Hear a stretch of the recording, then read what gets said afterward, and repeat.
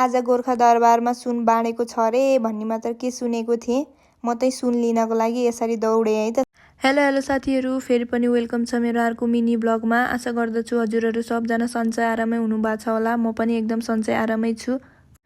मलाई चाहिँ यस्तो भोइस ओभर गरेर भिडियो बनाउनलाई चाहिँ साह्रै असिलो लाग्थ्यो। आजकल चाहिँ अलिअलि बानी परेको छ।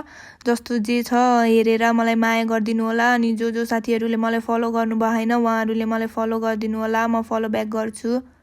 फेरि सबै कुरा भन्ने बित्तिकै कहाँ पाइन्छ र। यसै सजिलो छ र जिन्दगी जिउन। मान्छेलाई सुखपछि दुःख, दुःखपछि सुख भने जस्तै अब बिस्तारै गर्दै गयो भने एक दिन अवश्य सफल भइन्छ साथीहरू। त्यसैले हार मान्न हुँदैन।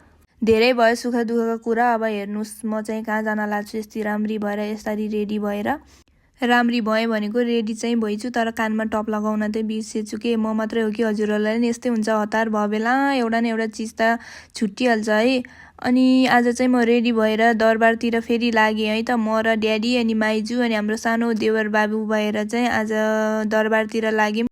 रोडको लागि चाहिँ हामीले हिजै सबै सामग्री छोडेर आइसकेको थियौँ। अनि त्यही रोड प्रसाद लिनको लागि भनेर हामी चाहिँ फेरि दरबार गयौँ। अनि दिउँसो चाहिँ अब रोड प्रसाद अब बनाउने, यता गर्ने उता गर्ने हुन्छ। अनि हामीले चाहिँ हिजो नै पूजा गरेर आइसकेको थियौँ। त्यसैले हामी चाहिँ प्रसाद लिनको लागि मात्रै गयौँ। अरूको देवर भाउजूको सम्बन्ध कस्तो हुन्छ थाहा छैन, तर मेरो देवर र म चाहिँ एकदम केटकेटी जस्तै छौँ के। ल हेर्नु न, यस्तो सिँढीमा पनि दुईजना भएर दौडिरहौँ के। रनिङ कम्पिटिसन खेलिरहौँ। बिचरा मेरो बाबुलाई खुट्टा दुखेछ, त्यही पनि दौडिन छोडे हैनौँ। दौडिरहौँ के।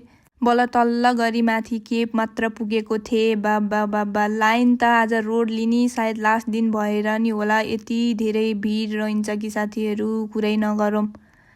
बाहिर हेऱ्यो त्यतिकै, भित्र हेऱ्यो त्यतिकै। सायद आज लास्ट दिन भनेर सबैजनाले रोड प्रसाद लिएर जाने भनेर सबजना कुदिरहनु भएको थियो होला।